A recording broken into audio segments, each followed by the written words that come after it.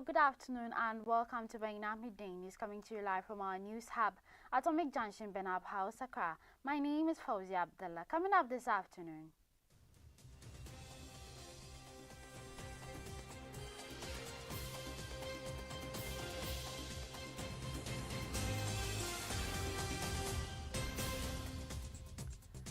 The Ghana National Fire Service has revealed the reasons that significantly hampered efforts to swiftly contain the fire outbreak at Circle.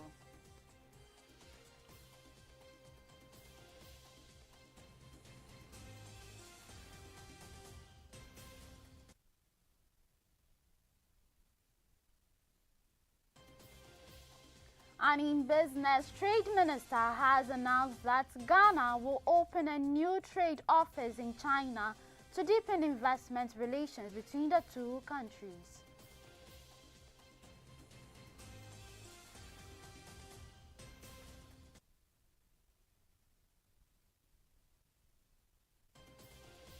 And on the international front, nearly a year after Rwanda-backed M23 fighters seized the eastern Congolese city of Goma, life for civilians has changed drastically.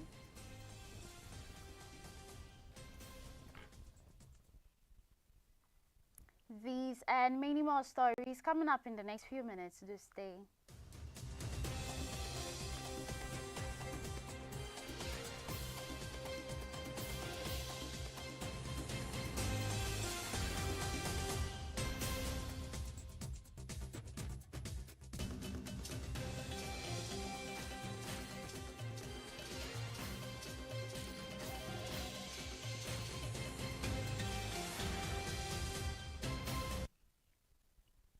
Thanks for staying. You're watching Baina Midday News and we're streaming live on Facebook and on YouTube at Baina TV. Now let's move on to our very first story. And the Ghana National Fire Service has revealed that late reporting poor access routes, gas explosions and illegal electrical connections significantly hampered efforts to swiftly contain the fire outbreak behind the VVIP station at Kwame Nkrumah Circle in Accra. The fire, which broke out at about 10 o'clock a.m. on Tuesday, January 20, 2026, destroyed more than 50 mobile phone shops, according to eyewitnesses and authorities. Although firefighters responded promptly after being alerted and eventually brought the blaze under control, several challenges complicated the operation. Speaking on Channel 1 TV on Friday, January 23rd, the head of public affairs of the GNFS, DO2 Desmond Aka, said limited accessibility to the affected areas was a major setback. According to him, firefighters had to lay extended hose lines to reach the seat of the fire, a situation that required high water pressure and resulted in significant water loss, making it difficult to contain the blaze quickly. DO2 Waka explained that the presence of numerous gas cylinders and stoves within the shops further worsened the situation as intermittent explosions intensified the fire. He also cited illegal and haphazard electrical connections as another major challenge, noting that the situation posed serious danger to firefighters. He further disclosed that the first and most critical challenge was the delayed call-up to the fire service, which allowed the fire to escalate before firefighters arrived.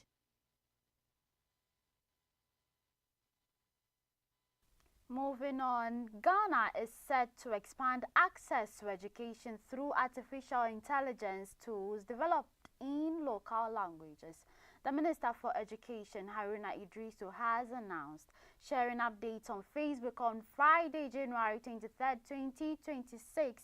The minister said he recently engaged with the Vice President of Google at the ongoing Generative AI Summit in the United Kingdom, where strategies were discussed to improve learning outcomes across Ghana and Africa.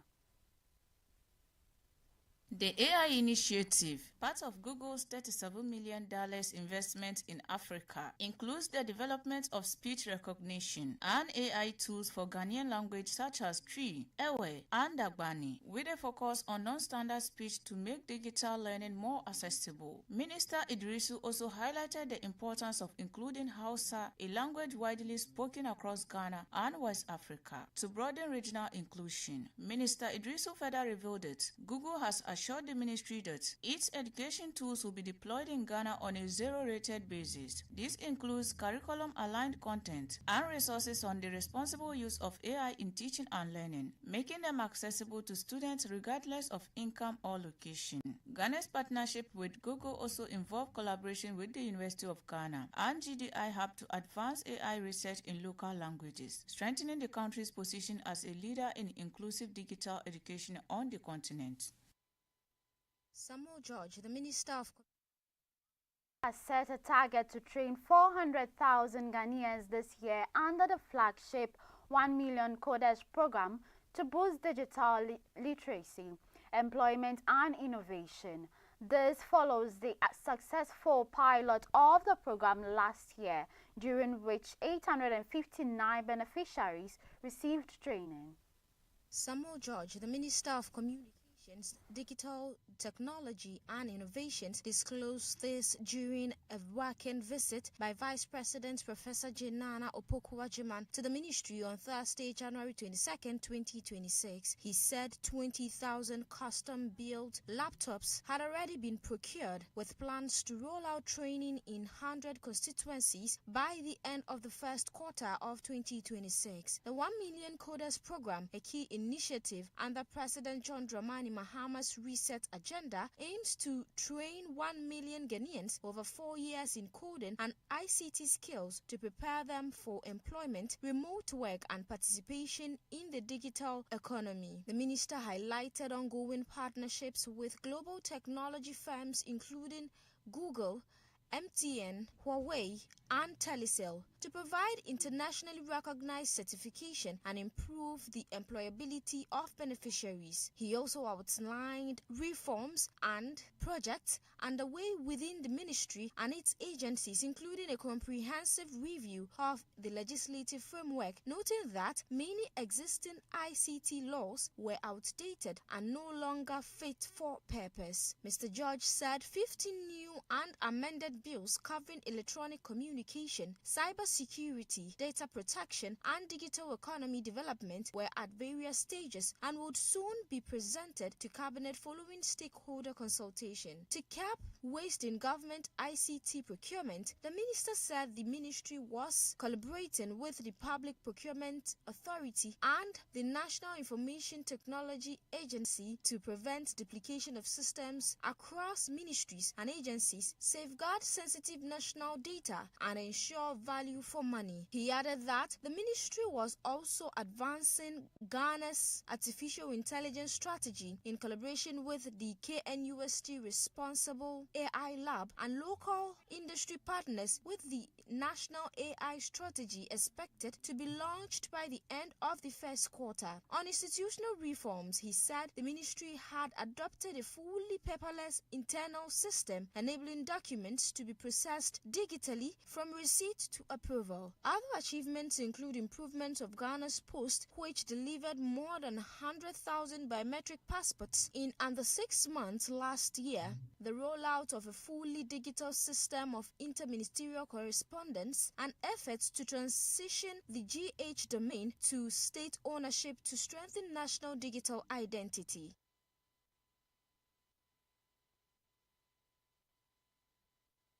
Moving on further in today's bulletin, fatalities involving motorbikes exceeded those involving vehicles in the Bono region in 2025, according to statistics from the Motor Traffic and Transport Department of the Ghana Police Service. Despite the rising number of deaths, many motorbike riders in the region continue to flout Section 16 of the Road Traffic Act 2004, Act 683, which mandates the wearing of crash helmets. In a response, the Bono Regional Command of the MTTD said It will intensify public education, strengthen enforcement of road traffic regulations, and prosecute riders who fail to comply with the law. The Bono Regional Commander of the MTTD, Chief Superintendent Stephen Tenkran, said the 2025 accident figures showed a worrying trend involving motorbikes. He noted that out of the 58 deaths recorded during the year, 35 were linked to motorbike crashes. He expressed concerns over the persistent refusal of riders to wear helmets, describing the situation as alarming. The MTTD noted that it will intensify enforcement efforts to curb the trend and reduce preventable deaths on the region's road. You're still watching Baina Midday News. We'll go for a quick break, after which we'll bring you business and more this day.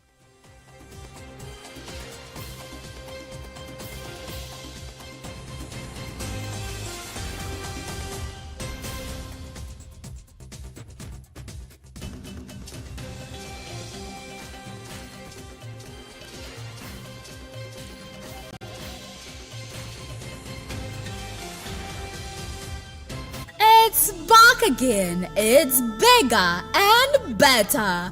Brace yourselves for the third edition of the biggest pre-Ramadan fair in town. It's the Baina Trade Connect 2026. 2 days of endless sales and unmatched vibes. Mark your calendars on the 14th and 15th February 2026 at Zurak Park, Libya Cortez, Medina from 8 a.m. to 8 p.m. each day. Come trade, come connect, come shop and have fun. To book a stand, contact 053 948 7757. Baina Trade Connect 2026. See you there.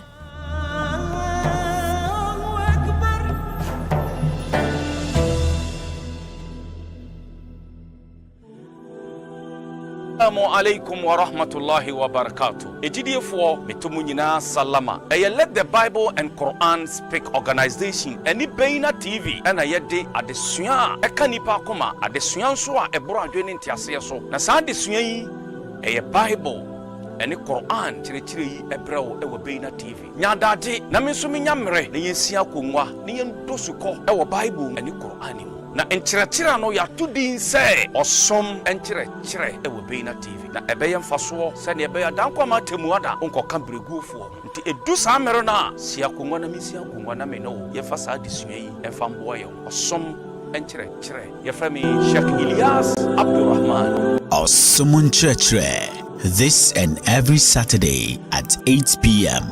only on Baina TV.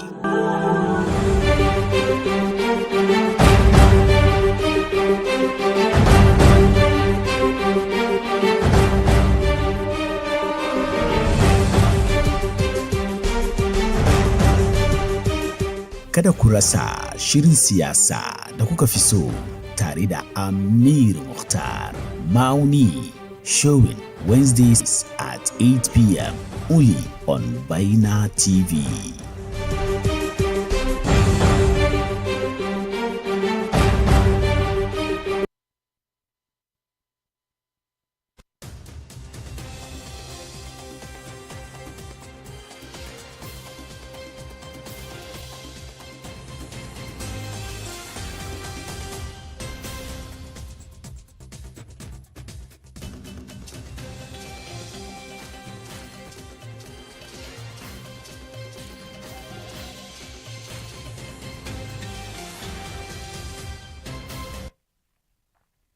You're welcome back and thanks for staying. If you just tuned in, you're watching Baina Midday News and we're streaming live on Facebook and on YouTube at Baina TV.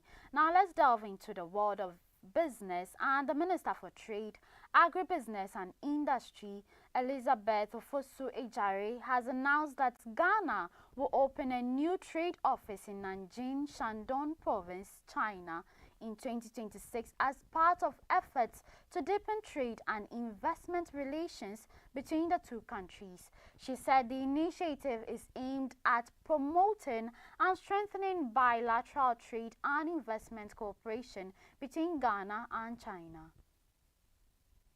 Madame Ofosu Adjare made the disclosure when the outgoing Chinese ambassador to Ghana, His Excellency Tong Defa, paid a farewell call on her in Accra on Thursday, 22nd January 2026. Receiving the envoy, the minister stated that Ghana is ready to sign the zero-tariff agreement with China and expressed appreciation to Ambassador Tong Defa for his close engagement with the ministry during his tenure. She commended the ambassador for his dedication to attracting Chinese investment into Ghana and noted that trading in local currencies between the two countries had already begun. Honorable Ofosu Adjare wished Ambassador Tong Defa well in his future endeavors and expressed optimism about the continued strengthening of Ghana-China relations. For his part, Ambassador Tong Defa applauded the minister for her efforts in deepening China-Ghana bilateral cooperation. He revealed that more Chinese companies are eager to invest in Ghana and expressed confidence that Ghana's export to China will increase.